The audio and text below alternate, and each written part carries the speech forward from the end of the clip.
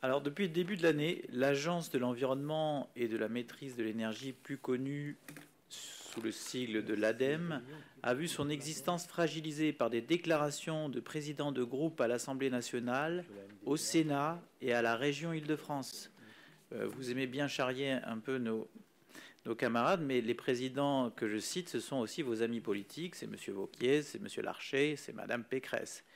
À chaque fois, ces représentants d'élus ont demandé la réduction du budget de l'ADEME ou le transfert de ce budget aux régions, voire carrément la suppression pure et simple de cette agence pour faire des économies.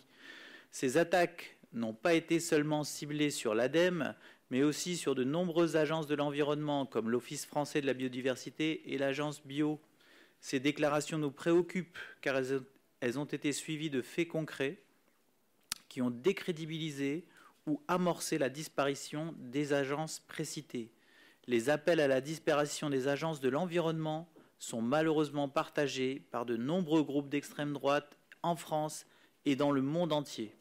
Ces attaques sont d'autant plus injustes que l'ADEME fournit des outils, de l'expertise, en suivant une méthodologie scientifique pour opérer la transition énergétique et écologique des collectivités et des entreprises, notamment les PME et TPE de nos territoires, et ce qui n'a jamais été aussi urgente.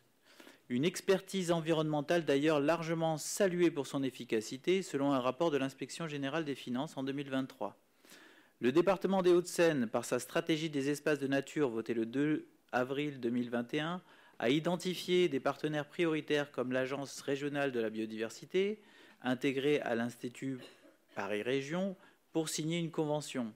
En décembre 2023, nous avons délibéré pour officialiser l'engagement du département des Hauts-de-Seine à conduire sa politique environnementale grâce à la démarche de trajectoire d'adaptation au changement climatique des territoires, TACCT, élaborée par l'ADEME. Pouvez-vous nous assurer que le dispositif TACCT piloté en partenariat avec l'ADEME sera maintenu et qu'au niveau départemental, nous reconnaissons l'importance de l'ADEME pour accompagner nos collectivités. Je vous remercie. Merci beaucoup, Monsieur Révillon, pour répondre. Chers collègues, par délibération du 22 décembre 2023, le département s'est engagé dans l'élaboration d'une trajectoire d'adaptation au changement climatique de son territoire, ce qu'on appelle TACCT. Prolongeant l'engagement de notre collectivité dans l'atténuation du changement climatique, cette démarche permet d'identifier les vulnérabilités et les opportunités de notre département face à ses conséquences. Le but est d'évaluer et d'adapter nos politiques sectorielles afin d'anticiper les risques et notamment les chaleurs excessives, les sécheresses, les pluies torrentielles, les inondations, les incendies, les nouveaux parasites et les vecteurs de maladies ou encore le retrait-gonflement des argiles. Lauréate de l'appel à manifestation d'intérêt de l'ADEME sur le sujet, notre collectivité a débuté son travail de diagnostic qui doit s'achever en avril. Nous disposons pour ce faire d'un accompagnement de l'agence qui propose notamment à nos agents plusieurs formations à titre gracieux. Au-delà du projet TACCT, l'ADEME accompagne la politique départementale en matière d'énergie renouvelable.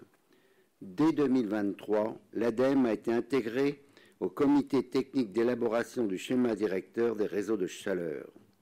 La mise à disposition de données, la formulation de recommandations et d'actualités sur le contexte alto-séquanais ont été utiles pour ajuster les projets initiés dans ce cadre. Et le fonds chaleur proposé par l'agence peut contribuer à ces investissements structurants pilotés par les collectivités territoriales avec des financements accordés dès les études préalables. Vous le voyez, nous avons donc établi un partenariat solide et fécond avec l'ADEME qui accompagne la transition écologique dans les Hauts-de-Seine. Cependant, dans le contexte budgétaire délétère que traverse notre pays et que nous venons de rappeler à l'occasion de notre débat d'orientation budgétaire, s'interroger sur le rôle, le nombre, le financement et la pertinence des agences, opérateurs et organismes étatiques ou para-étatiques qui interviennent dans de très nombreux domaines de l'action publique n'apparaît pas dénué de sens.